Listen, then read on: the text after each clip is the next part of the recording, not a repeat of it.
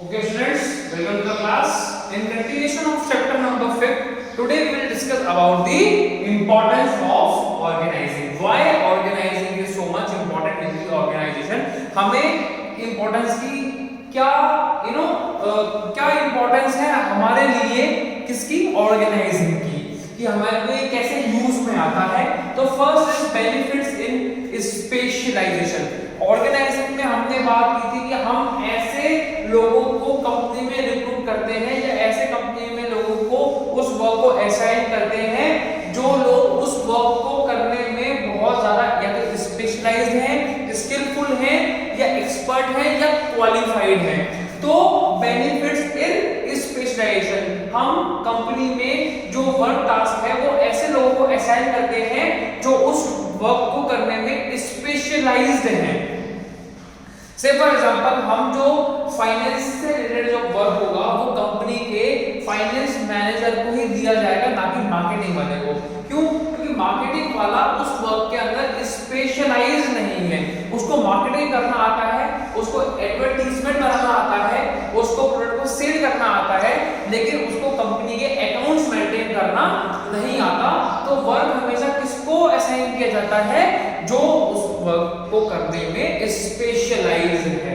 तो benefits in specialisation. Second is clarity in working relationship. हमने अभी इससे पहले बात की थी कि कौन किसको रिपोर्ट करेगा, ये हम पहले से ही क्लैरिफाई कर लेते हैं।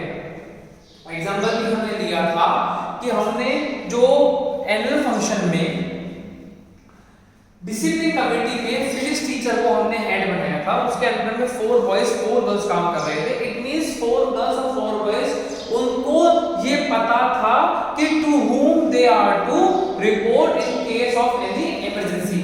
वो इमरजेंसी अगर आ जाती है तो उन लोगों को किसको रिपोर्ट करना है? सीधा फिजिक्स टीचर को। तो क्लैरिटी इन वर्किंग रिलेशनशिप, कौन किसको रिलेट कर रहा है, कौन किसके अंडर में काम कर रहा है, कौन किसके साथ मिलकर काम कर रहा है, clarity in working relationship. Now third is adoption to change.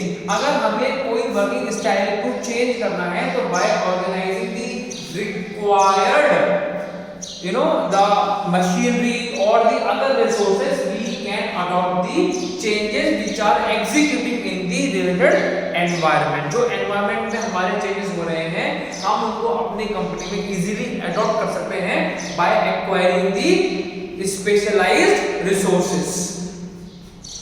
Fourth is optimum utilisation of resources. Organising से हम क्या कर सकते हैं? Optimum utilisation of available resources in our company. हमारी कंपनी में जो जो रिसोर्सेज अवेलेबल हैं हम उनका ज्यादा से ज्यादा यूटिलाइजेशन कर सकते हैं, because we are organising the work in a very competent manner.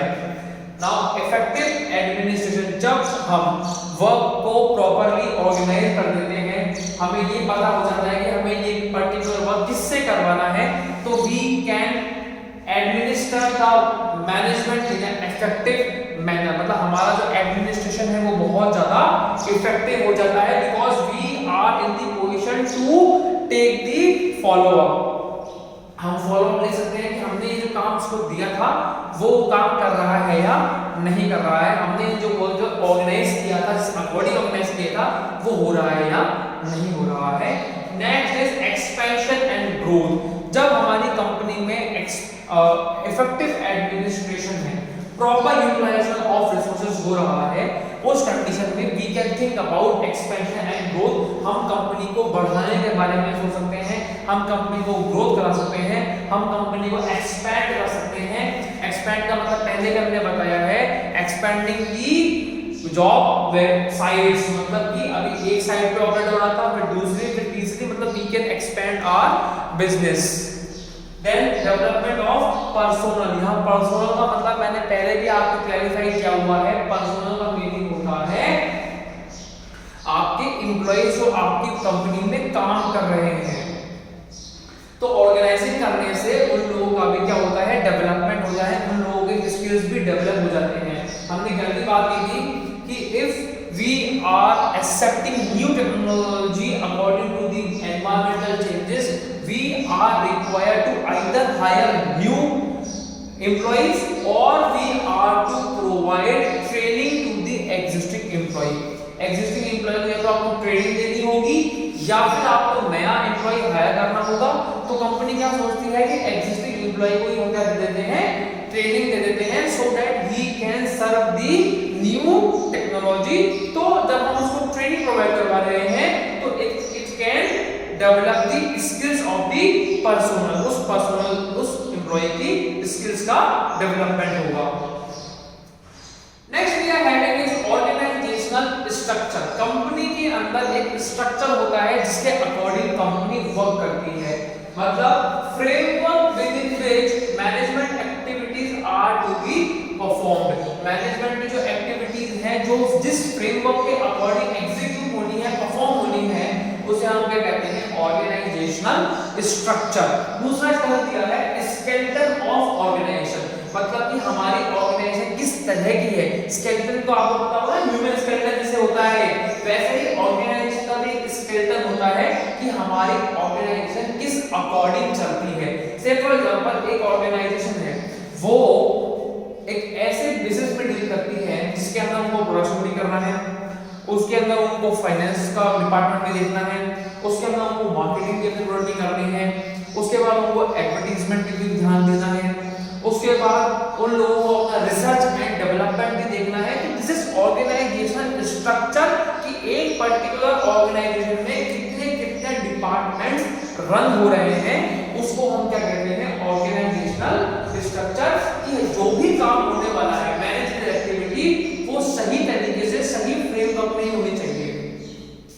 Company में कोई अगर आपको नया इन्वेंशन करना है तो वो इन्वेंशन कौन से डिपार्टमेंट में होगा, वो होगा रिसर्च एंड डेवलपमेंट डिपार्टमेंट में। कंपनी में अगर आपको फाइनेंस रिलेटेड कोई क्वेरी है तो वो कौन क्लैरिफाई करेगा, फाइनेंस मैनेजर क्लैरिफाई करेगा कि हमारे पास कैश एट बैंक कितना है, कैश इन हैंड कितना है, हम कितना लोन अफोर्ड कर सकते हैं in terms of paying the interest burden, कि हम कितना इंटरेस्ट बर्डन ले सकते हैं, उसके अकॉर्डिंग हम कितना लोन ले सकते हैं। देन हम अगर बात करते हैं कि प्रोडक्शन के रिलेटेड बात करनी है तो वो प्रोडक्शन मैनेजर बताएगा, प्रोडक्शन डिपार्टमेंट बताएगा। तो these are the organisational activity, management activities हैं इसको हम फ्रेम कर देते हैं to perform the activities smoothly. This is known as organisational structure. Thank you.